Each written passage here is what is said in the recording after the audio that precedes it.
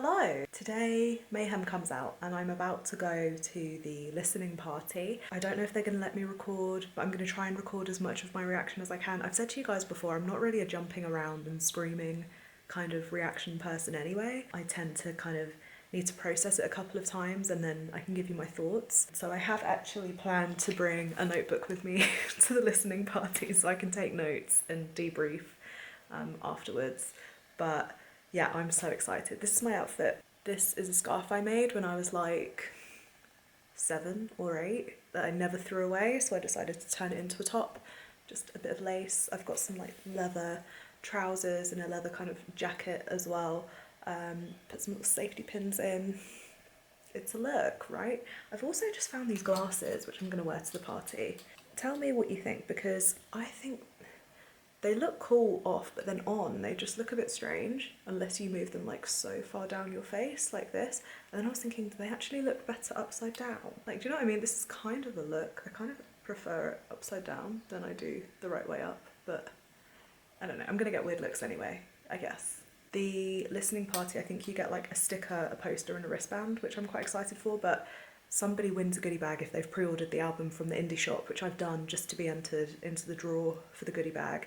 Where I live is very small, but I just can't tell if like people will travel for this or if people don't really care. If people travel, I might not win the goodie bag. If it's as small as I think it's gonna be, I should win the goodie bag, but we'll see. Cross your fingers for me, even though this is happening in the past now when you're watching, but yeah. I will see you at the listening party if I can sneak in some footage. Okay, I'm back from the listening party. I have a book of notes. Took my notes. I wrote 1, 2, 3, 4 stickers. Wrote a little bit. Not tons, but I'll be honest, I've never listened to an album in that format before, and it was nice, but it was weird at the same time, because I think I'm used to like just doing it on my own here. So yeah, to like listen to it in a room of people and like obviously like listening on your headphones is so different. I just want to listen to it again like instantly, to be honest. I'm kind of annoyed I have to wait until midnight to hear it again.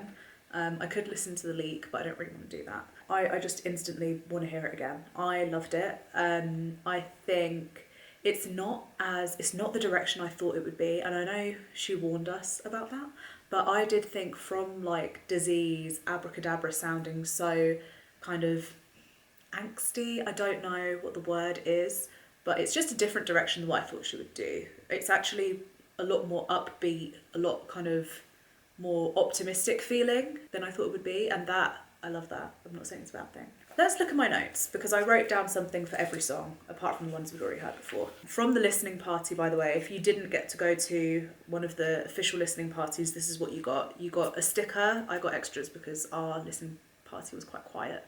Had extras of everything. Yeah, so they had these stickers, they had these ready for us. So in here is a poster, just a paper wristband and a sticker. This is what the wristband looks like. It's got the Mayhem. Oh my god, my friend Lizzie's going to totally piss at me for doing this. It's got the Mayhem branding on it, and then it also says March 6th, because obviously it's the day before the album comes out today. And then the poster we got is this, which I can't lie, I would have liked probably literally any other graphic from the album to be the poster. I actually much prefer this typography to this one. So even if it was a plain black poster with just like this on it, I probably would have preferred that. But I'm still happy. It was free and we like free things. So yeah, I'm still happy to have this. But yeah, I was kind of hoping there'd be posters with like her face maybe, or yeah, like this other logo, which I kind of prefer. Anyway, this stuff doesn't matter. On to the listening party. It was, how many people were there? There was probably maybe like 10 people there, including myself. It was nice because where I live is quite small and the listening party was quite near me.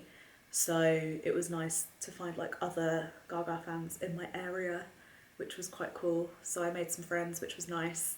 It's always nice like when you talk about, like you just instantly know you're in good company when, I don't know, I can't even remember now, but like I think when I got there were like these two guys talking about how they felt the first time listening to Chromatica, and then they said something else about like, I don't know, the art rave or something. I was like, okay, I'm in good company here. We all we see each other. So yeah, that was nice to be part of that like community kind of feeling. But yeah, as I say, because I've not listened to it with headphones and I listened to it like in a room of people, I just really am like desperately craving to hear it again without that like influence of being in public.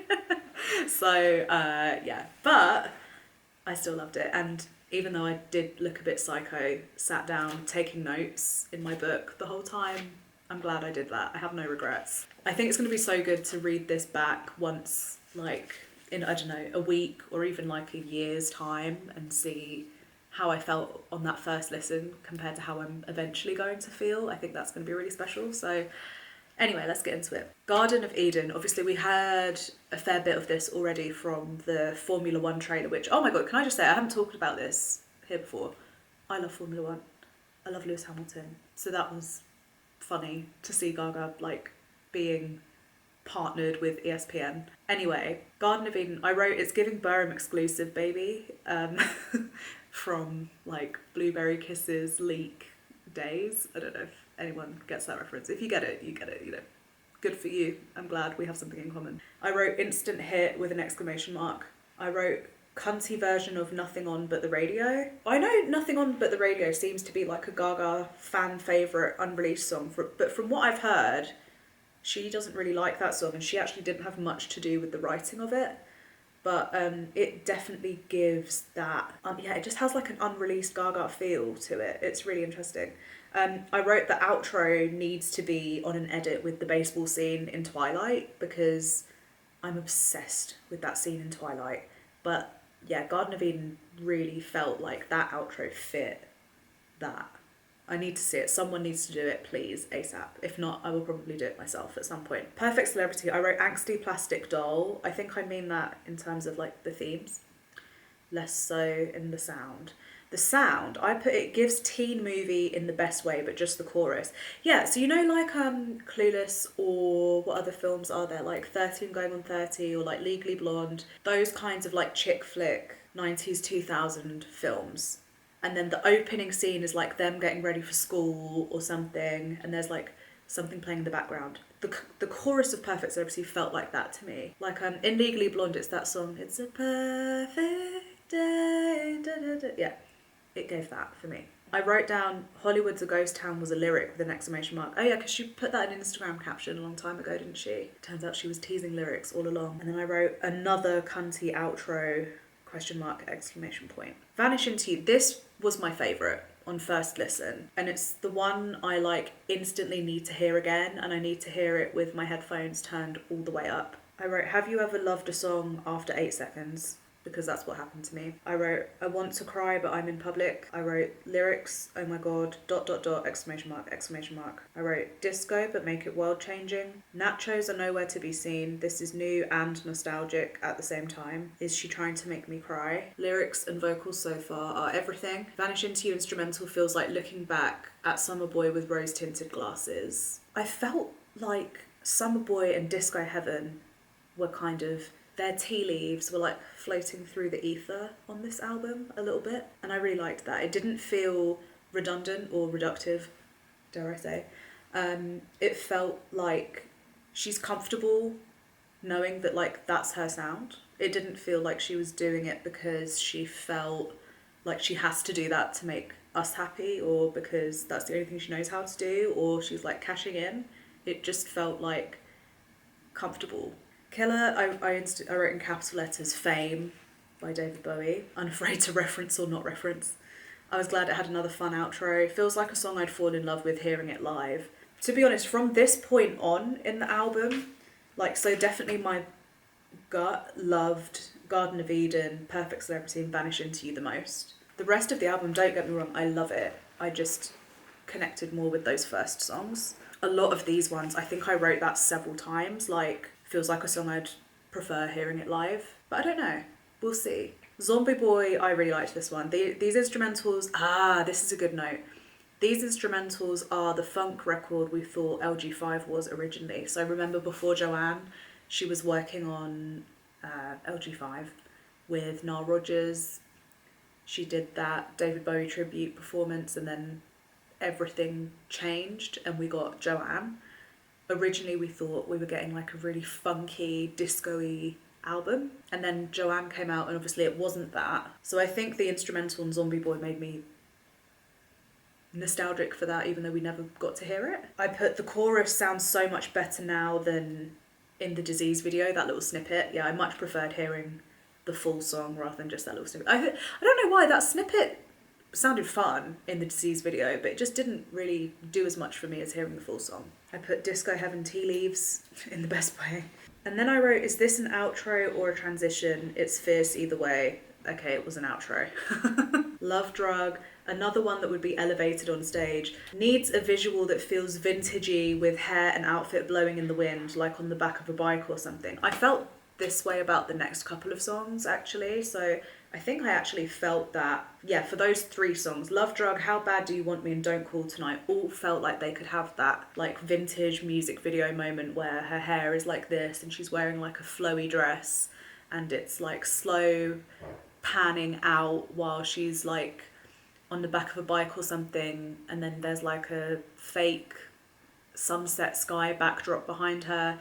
It felt like that. I need to see like an 80s music video to those 3 songs specifically. How Bad Do You Want Me? I put giving similar vibe to Love Drug. Could see the Stranger Things kids saving the world to these songs. R.I.P. Vecna. Album going through genres and eras but still feels cohesive. Yes, spoken word. Feels the most born this way of all the songs so far. Psychotic Love Theme. I feel like that was a lyric, right? Psychotic Love Theme. I quite liked that. Don't Call Tonight. I put another 2025 Summer Boy in a good way. Heavy metal lover vocals. Is this sampling something? Oh yeah, there's a piece in that song that sounds like she has the same vocal effect as she does in Heavy Metal Lover. I'll know what I mean when I listen to it again. Shadow of a Man. Yes, Chromatica snippet. Okay, so since I've come home, the thing I've been singing around the house to myself the most has been Dance in the Shadow. And then the second thing is I Could Be Your Girlfriend for the Weekend from Garden of Eden. Anyway, Eye of the Storm. Oh yeah, there was a lyric about Eye of the Storm. I wrote that that's maybe a callback to John Wayne. Coachella needs this song. The synths, I need to hear this with headphones. I need to hear the whole thing with headphones, but especially that song. The Beast, I put Metaphor Gar Lives. Another song that feels cinematic.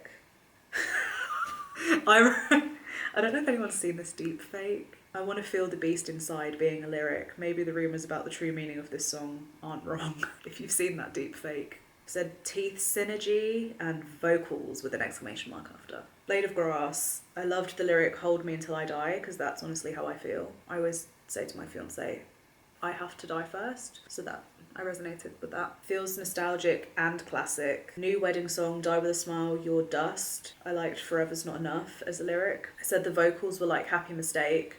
Not trying to be perfect, but just feeling the feeling in the moment. And then obviously it ends with Die With A Smile. And then I wrote, while Die With A Smile was playing in the shop, everyone was obviously like talking again because we've all heard Die With A Smile God knows how many times, but I just wanted to write a few thoughts. I wrote, Die With A Smile makes perfect sense as the closer. This album feels like Gaga saying to her fans, Michael is my world, but I still love you. Oh, that's making me want to cry. That's my initial thoughts on Mayhem. At midnight I'm going to listen to it again. And we'll see. I won't record the entire sit down of me listening to it, but I am gonna record bits that I know I'm gonna, if I start crying, which I probably will, I will record it. It's my promise. Okay, I'm listening to Disease currently. It's 3 minutes to midnight. I'm about to do my official, I'm counting this almost as a first listen, I'll be honest, because even just talking about the album earlier without being in public, I felt like I was processing it for the first time. This almost feels more like a first listen than my actual first listen did in some ways. I'm a bit nervous. I also absolutely have to say I was watching the Spotify press conference just now and I was really, really tired and I wanted to go to sleep and I was like, maybe I should do this in the morning, but watching that has made me excited all over again. Okay, I'm listening to Abracadabra now. One song to go and then I can listen to Garden of Eden again. Finally, Garden of Eden, Vanish Into You are the 2 I'm most excited to hear again because instantly I loved them, and then the others I liked, but like I connected the most with those 2. So, and there's another one. Oh, Perfect Celebrity, obviously. Yeah, I'm really excited to hear that as well. Strangely, Blade of Grass, I really liked. Sometimes I joke that I have like a het side and a gay side. And I think my het side really liked Blade of Grass. My gay side loves all of it. Oh my god, it's officially midnight.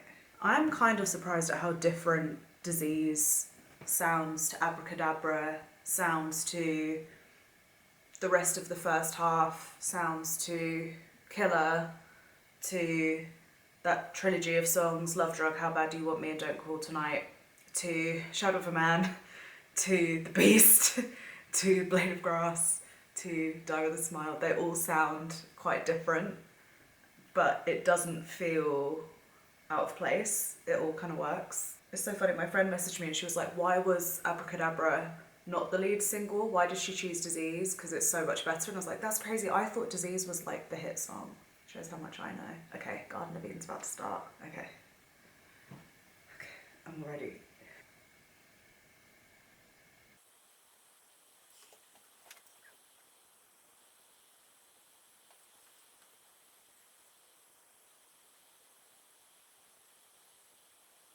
This is going to be one of my most listened to songs, without a doubt. Garden of Eden, excellent.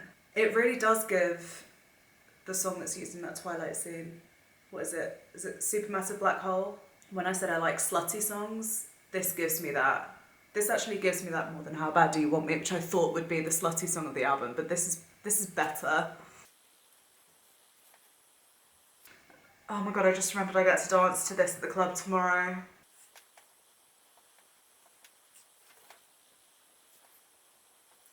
This song is everything. Oh my god, the vocals. Ah, I'm gonna cry.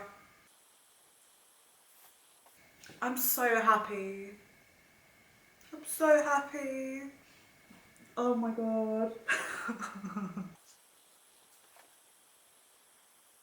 Oh my god, so I just remembered I was the most close to crying at the listening party to hearing Vanish Into You. And is that next? No. Perfect Celebrities first. God, this outro is so... Oh, this outro is it. This outro is it. The outro is giving me almost like a Satisfaction vibes. Oh my god, I cannot wait to dance to that tomorrow. That's gonna be so good. That's gonna be so good. Perfect Celebrity beat is like unsettling in a really cool way. Oh, the moaning. I didn't hear this properly.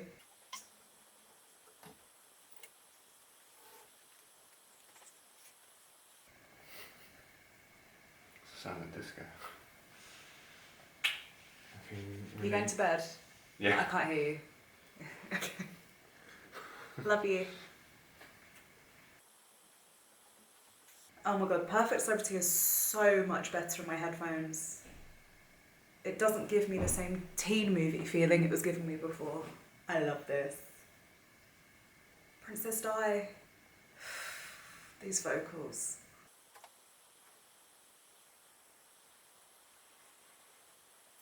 I think Perfect Celebrity is the most similar to Disease, actually. And I didn't get that when I heard it in the shop. This is epic. Oh, I love this outro, sorry. That also was the perfect teaser she gave us for the album. Vanish Into You. I'm crying.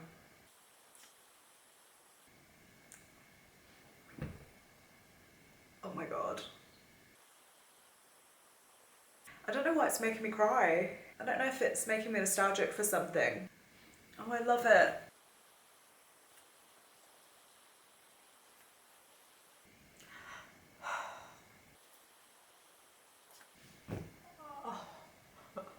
Oh my god, I love this. This is my favourite. I will be crying in the club tomorrow.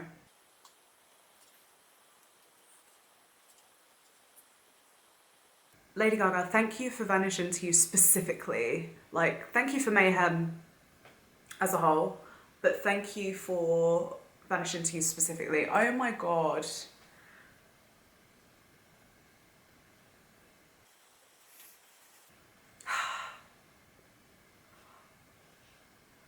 When I die, can I vanish into you?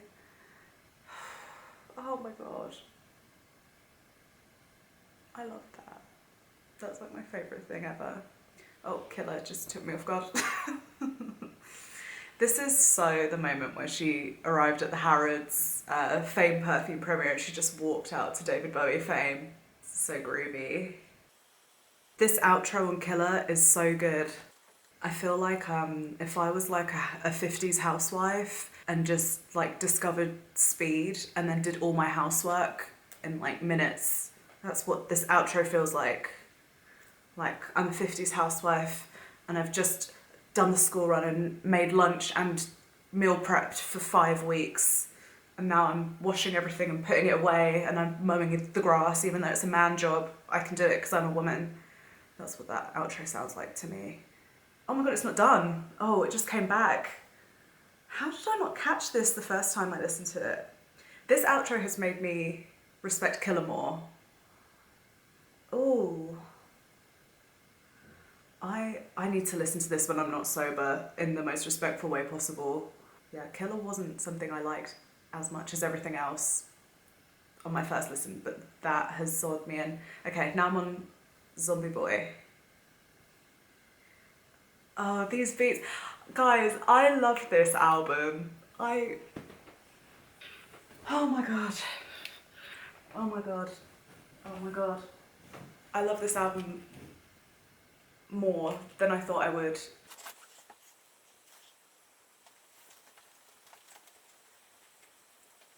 This is better. This is better. This is... Guys, respectfully, thank you for my sticker and poster. I'm not... No, I will do a listening party in future, but this is better. Oh my God. Can I be honest? I wasn't worried, but I was like, the first half of the album I adored, and then when it got to Killer onwards, there was only like moments. I wasn't like instantly in. This is how you need to listen to music. Oh my God. Oh my God.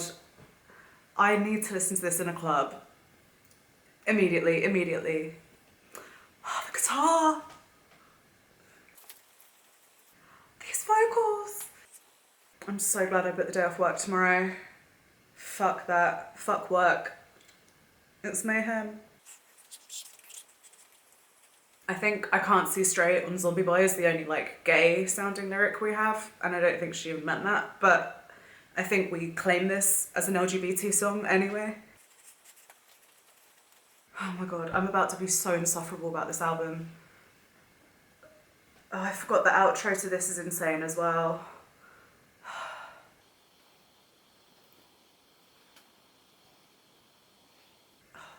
That was so good. That was so good. That was so good. What's this next? What's the next one? Is it How Bad Do You Want Me? Oh no, it's Love Drug. Yeah, so these 3 songs all sounded quite similar to me. Let's see if I prefer them now. I was right about needing the slow motion music video on this. It's this kind of album. Guys, if I'm not somebody who's normally like jumping up and down, screaming and crying, doing reaction videos, and I'm like this, imagine what the screaming up and down, jumping and crying, I fucked that up, but you know what I mean. Imagine what those people are doing reacting to this album. I've remembered what this reminds me of, this song. There's a song in American Horror Story when she's the Countess that gives this same like 80s powerful feeling. Yeah, I love this. Oh my God, I can't wait to talk to everybody about this. I'm not gonna shut up. I'm actually never gonna shut up about this. I'm drinking the last words that you spoke to me like wine. I'm not even taking in the lyrics properly. I'm gonna listen to this tomorrow and be like, did she really say that? How Bad Do You Want Me is very cute. I got a tattoo for us last week. It's nice. I really like this. I like it more now. Oh, I like this bit. Yeah, I really like this. I think it's nice. Actually, I'm now near the end of How Bad Do You Want Me. It's won me over now. It was one of the ones I was like a bit like this one. It's won me over now. It's not gonna be my favorite. It's not a Vanish Into You.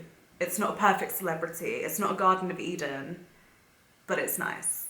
I like the lyrics in it. I like psychotic love theme. I like you make the good girl bad, the bad girl mad. I love that. What's next? It's the other one. It's Don't Call Tonight, right? It is. Yeah, Don't Call Tonight definitely does give Summer Boy in a good way. Shadow of a Man is next, I think. I love this. I love her little ad libs. This is so funky. This is absolutely what we thought we were going to get. Original LG5. All these synths. This is what I wanted to hear. Yes. Oh, I love this. Gaga. Oh, this makes me want to, the outro of Shadow of a Man makes me want to get like one of those long microphones like she has in Perfect Illusion and just like swing it around like this.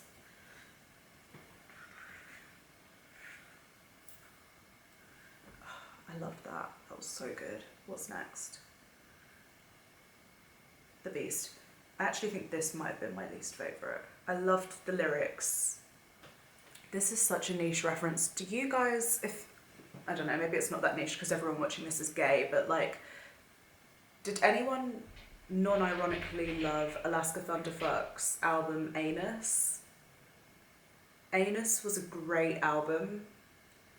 Really good songs. And then there was this one song, Killer, and it just like was a different tone to all of the other songs on Anus, and it brought it down a little bit, and it just felt like having a serious song for the sake of having a serious song.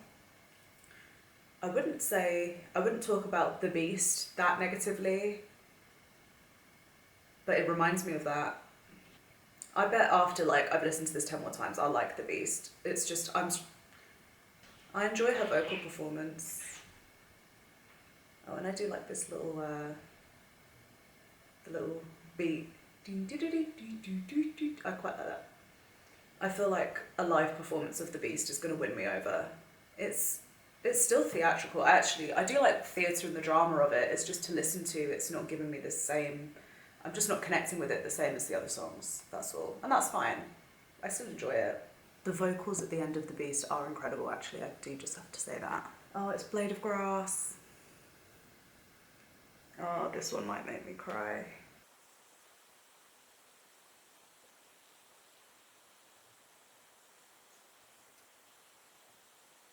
Oh, that is so beautiful.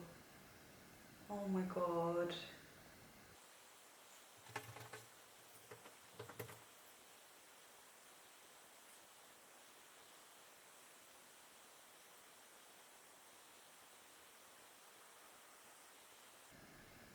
Oh my god, these lyrics.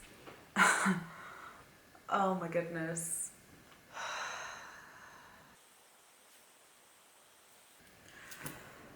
I think that is one of the best, the most beautifully written songs she's ever done. That was so lovely.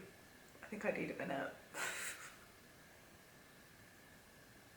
Oh my god, now I have to listen to Die With A Smile after hearing that. Oh my god, it's too much.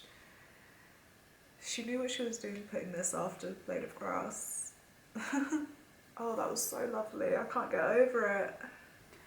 It's to you. Oh my god.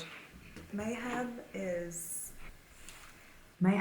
everything I wanted it to be and nothing like I wanted it to be at the same time. It's really strange. It's like what I wanted was probably like an album full of songs like Disease, and for it to end in a way that tied in Die With A Smile quite organically without it feeling like it was just a song placed at the end because it's a hit. And in some ways I got what I wanted, right? Like I got Perfect Celebrity gives me kind of the Disease edge I was looking for. Die With A Smile feels absolutely like it belongs on the album. We got a mix of sounds. I would give this album, I can't pick between an 8 or a 9 just off of 2 listens. One of them being in a public place where I couldn't fully absorb with my headphones like I did then. The only reason it's not a 10 for me, to be totally honest, is because I think those 3 songs in the middle Love Drug, How Bad Do You Want Me, and Don't Call Tonight, I think she could have just kept 2 of those. I don't think we needed all 3. And I think Don't Call Tonight is maybe the weakest of those 3, perhaps. I enjoy them. They're good songs, but I think of it like they're just all, those 3 for me all do a very similar job, so I just didn't think it needed it. So actually I would have said by taking one away, the album as a whole for me would have felt just that much stronger. It would have felt a little bit more like every song has a specific purpose, and I think it still does feel that way. I would have cut one of those or put it as a bonus track or something. I'm really intrigued to hear the bonus tracks. My CD arrives tomorrow, so I can do another reaction of listening to Don't Stop the High. Sorry, Can't Stop the High, I think is the one on my CD, or is it Kill for Love? I actually don't even know what I ordered. So I can do a reaction of that tomorrow as well, because it's late. I love Mayhem. You saw how emotional I got. It's just so nice to see Gaga like fully comfortable in her element, comfortable with being a living legend, comfortable with referencing herself, comfortable with referencing whatever she wants to. You know, if it sounds like David Bowie, then it sounds like David Bowie. We're doing it. It's not that she has to feel like she has to justify herself, or, you know. I also love how, I've spoken about this before, but like I found Joanne a really difficult album to connect with at first, because it was so far away from like this metaphorical writing that we're used to from Gaga. And then we got like A Star Is Born, and we had songs like Shallow, where it's not that she's doing this big metaphor to talk about how she's feeling, but the writing still feels very intentional, or like well thought out, for the lack of a better I'm not describing things very well. But I think the writing on Mayhem, I adore how she's playing between being like super literal with like Blade of Grass. It doesn't get more literal than like, this is a conversation I actually had. Like, take a blade of grass and literally wrap it around my finger and then we're gonna be married. Like, that is an actual story that happened. And then you've got the metaphor of the beast, where, and I know I talked to you about the beast a little bit on here, that also maybe is why I'm saying not a 10. I have more respect for the beast being on the album, because like I say, I think it still serves a purpose more than those 3 songs do, if that makes sense. But anyway, what I was saying was, yeah, you've got like super metaphorical writing, where you've got her singing about being in a relationship with a werewolf. Like, who thinks of that? That's insane. Perfect Celebrity is quite literal and metaphorical at the same time. She said, what are the lyrics? Something like, my clone's asleep on the ceiling. She is also just not really holding back in how she feels about fame. It's just all around just incredible to listen to. I wrote down, Dive the Smile makes perfect sense as the closer. This album feels like Gaga saying to her fans, Michael is my world, but I still love you. I stand by that. She wanted us to know, absolutely. She is where she is in her life now, is she feels safe, loved, accepted, human, most importantly. But just because she's found something she didn't have before when she just had us, doesn't mean she's leaving us behind. So I think that's what Mayhem is, because it starts off with Disease, which feels like she's battling and fighting, and ends in a warm hug, which is Blade of Grass and Die With a Smile. So incredible, incredible. I'm so happy. I think my top songs are still the ones I felt were my favourites on my first listen, but I have a far bigger appreciation for Zombie Boy and Killer. Yeah, they weren't my favourites on the first listen. They're still not my favourites, but I enjoyed them much, much more in my headphones this time. You guys know I'm going to be doing more Gaga content, obviously. I have just announced I'm going to be doing a new podcast, because the countdown to LG7 is obviously over. I'm going to do one more episode of the countdown to LG7 podcast to close it all up. I'll probably do that in a week or 2 weeks, once I've had more time to like really sit with the album. Once we've had SNL and more like things to react to, then I'll do another countdown to LG7 podcast episode just to tie it all up in a bow and say goodbye to that podcast. But my new show, Starstruck, is going to be, some of it is more really structured, researched, planned, deep dives on things. So my first episode of Starstruck is actually going to be all about Gaga's music videos. I think I've connected all of her music videos together and found a storyline, which is really interesting. And I literally like wrote pages of notes and then I drew out a map in like the chronological order that I think her music videos took place in. It's going to be a wild one if you like me rambling about theories and stuff, which seems to be, you guys tell me in my comments that you like me rambling about my theories. So if you enjoy that kind of stuff from me, that's coming and I think you will like it very much. So that's going to be Starstruck, but as well as that kind of in-depth topical analysis, I am still going to keep like, what I really liked about the Countdown podcast was every guest I had on brought a different kind of vibe. And it's nice to talk about current events. So I think I'll probably do the in-depth analysis kind of ones on my own.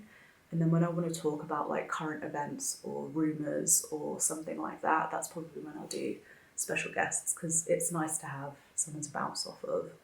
I find it easier to, when I'm talking to somebody, the time passes really quickly, but when it's just me, I still talk a lot, obviously. I just talk less because I'm not responding to somebody else. I'm just talking to the camera. So yeah, I like being both on my own and with a partner or two people. So I'm still going to keep that element of it, but there are going to be some of just me. As I say, I'll be probably filming stuff tomorrow for the bonus track reaction if you want that. And I'm also going out to the GAGA party tomorrow that I mentioned. So more content to come from me. And yeah, I love this album. I don't know what else there is to say really. Just, I'm so happy that Gaga's happy. I'm happy that she's given us this. It feels like she's giving us a gift. Every album feels that way, obviously, but I'm going to edit this as fast as I can and then go to bed.